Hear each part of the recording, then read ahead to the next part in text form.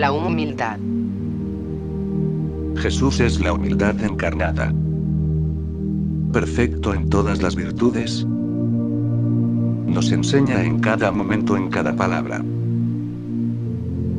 Siendo Dios, vivió 30 de sus 33 años en vida oculta, ordinaria, tenido por uno de tantos. Lo extraordinario fue la perfección en que vivió lo ordinario. También sus 3 años de vida pública son perfecta humildad. En todo hacía, como siempre, la voluntad de su Padre. Nunca buscó llamar la atención sobre sí mismo, sino dar gloria al Padre. Al final murió en la cruz. Nos dijo: aprended de mí que soy manso y humilde de corazón.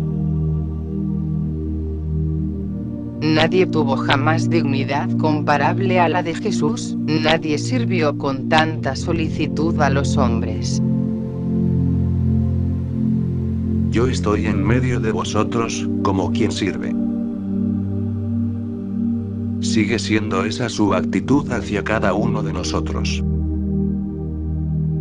Dispuesto a servirnos, a ayudarnos, a levantarnos de las caídas.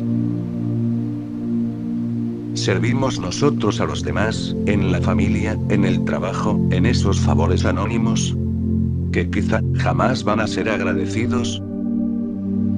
Ejemplo os he dado. Dice el Señor, después de lavarles los pies a sus discípulos: para que como yo he hecho con vosotros, así hagáis vosotros.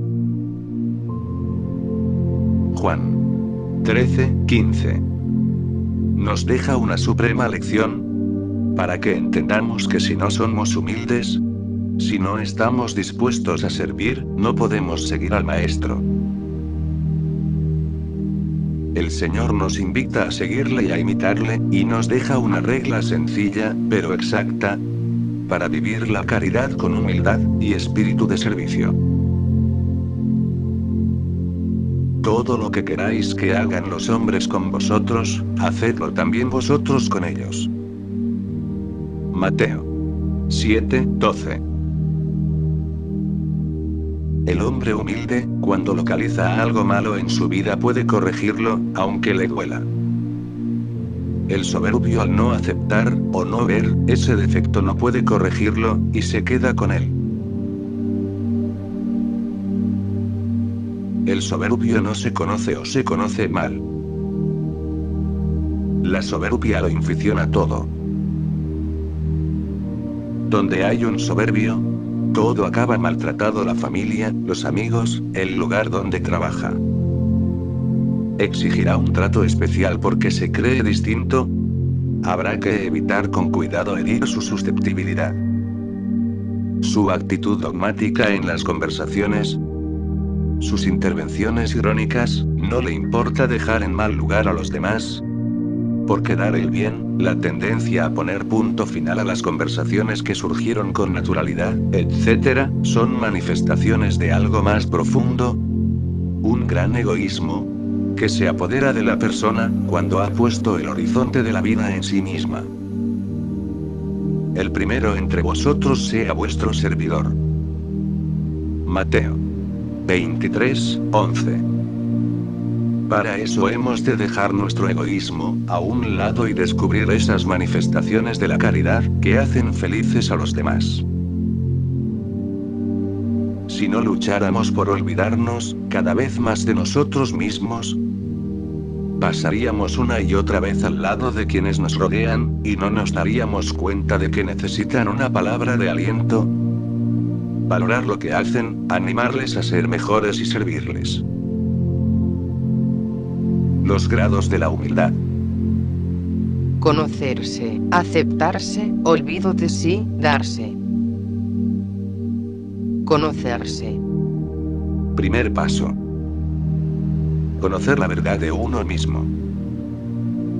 Donde hay humildad hay sabiduría. Sin humildad no hay conocimiento de sí mismo y, por tanto, falta la sabiduría. Aceptarse. Aceptarse no es lo mismo que resignarse. Si se acepta con humildad un defecto, error, limitación o pecado, se sabe contra qué luchar y se hace posible la victoria. Ya no se camina a ciegas, sino que se conoce al enemigo. Pero si no se acepta la realidad, ocurre como en el caso del enfermo, que no quiere reconocer su enfermedad. No podrá curarse. Pero si se sabe que hay cura, se puede cooperar con los médicos para mejorar. Hay defectos que podemos superar, y hay límites naturales que debemos saber aceptar. Olvido de sí. El olvido de sí no es lo mismo que indiferencia ante los problemas. Se trata más bien de superar el pensar demasiado en uno mismo.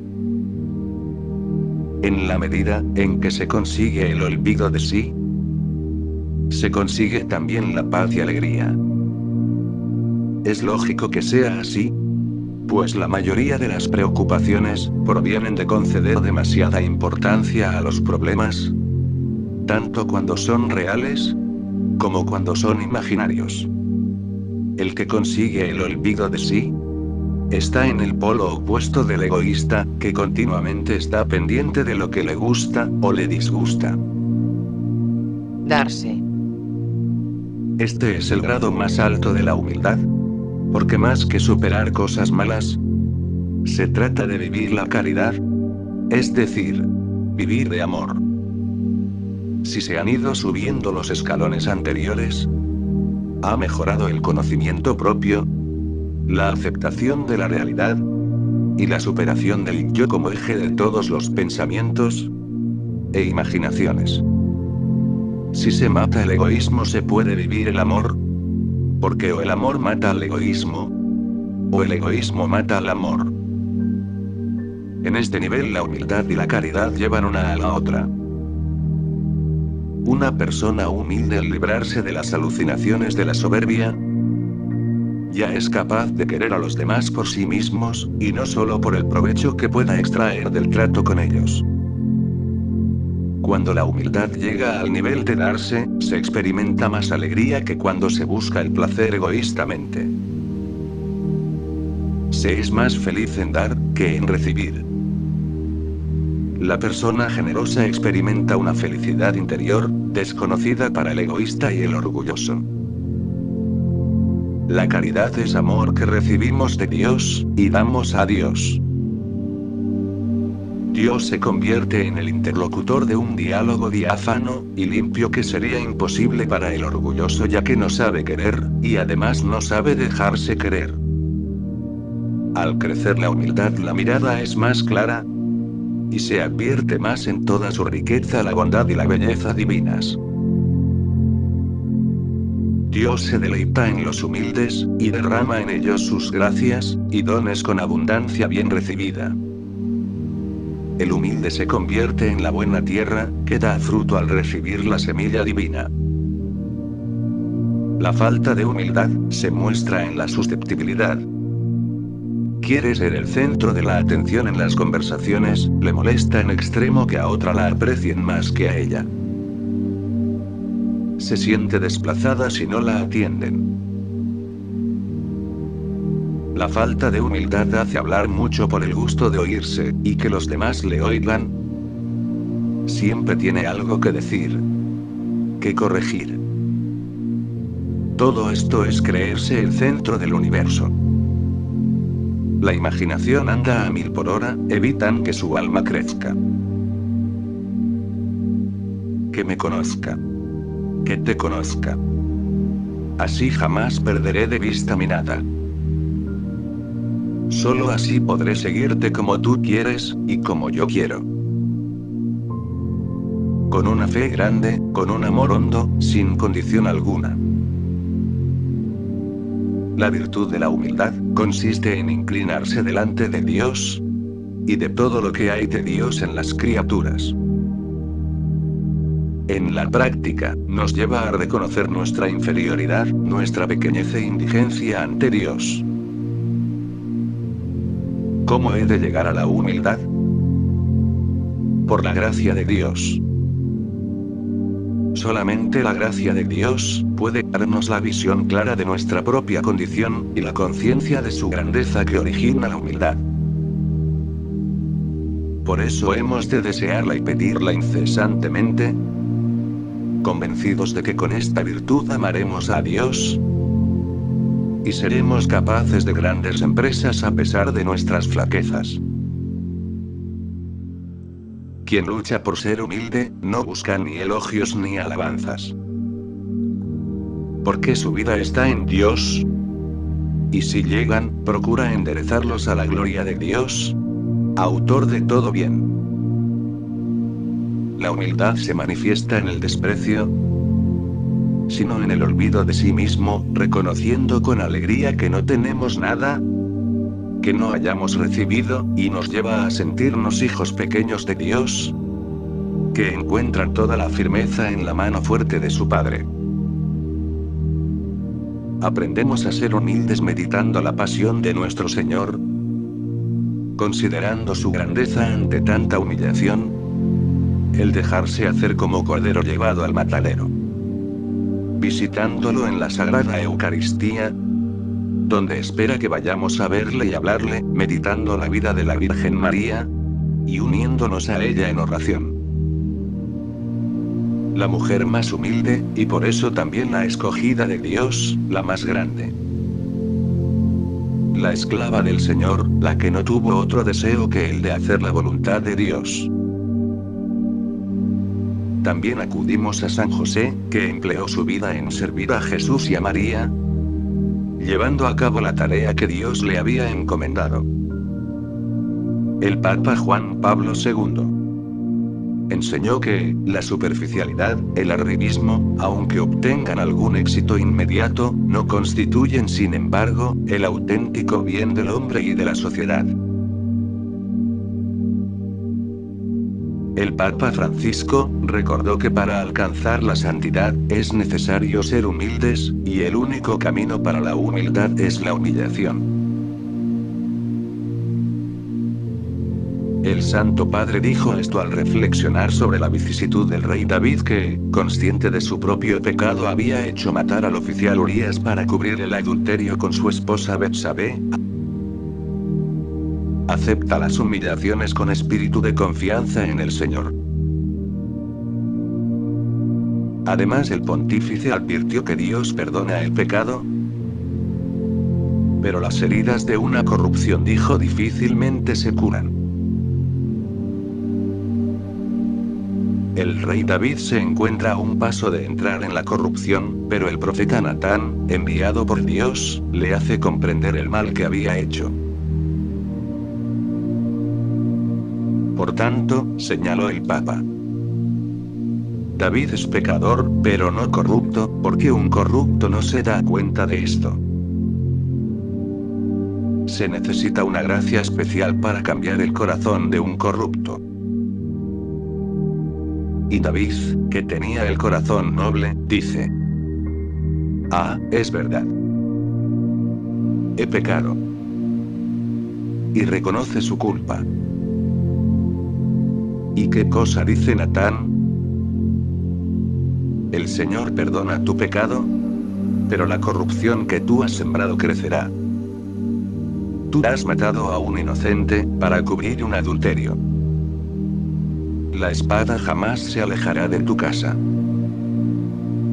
Dios perdona el pecado, David se convierte, pero las heridas de una corrupción difícilmente se curan. Lo vemos en tantas partes del mundo. David se encuentra con que debe afrontar a su propio hijo Absalón, corrupto, que le hace la guerra. Pero el rey reúne a los suyos y decide dejar la ciudad sin usar a Dios para defenderse. Se va de allí para salvar a su pueblo. Y este es el camino de la santidad que David, después de aquel momento en que había entrado en la corrupción, comienza a poner en práctica. El Papa recordó que David, llorando y con la cabeza cubierta, deja la ciudad y hay quien lo sigue para insultarlo. Entre estos, Simei, que lo llama sanguinario y lo maldice. David acepta esto porque si maldice es porque el Señor se lo ha dicho. David sabe ver los signos. Es el momento de su humillación, es el momento en el que él está pagando su culpa. Quizás el Señor mire mi aflicción y me devuelva el bien a cambio de la maldición de hoy. Y se encomienda en las manos del Señor. Este es el recorrido de David. Desde el momento de la corrupción a esta entrega en las manos del Señor. Y esto es santidad. Esto es humildad.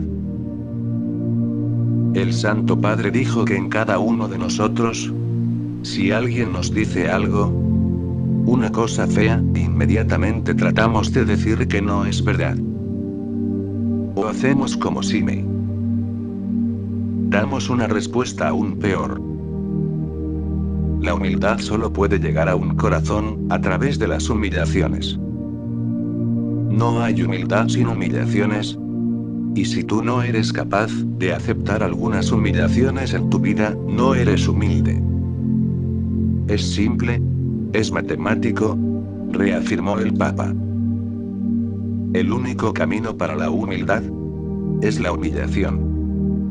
La finalidad de David, que es la santidad, viene a través de la humillación. El fin de la santidad que Dios regala a sus hijos, que regala a la Iglesia, viene a través de la humillación de su Hijo, que se deja insultar, que se deja llevar sobre la cruz, injustamente.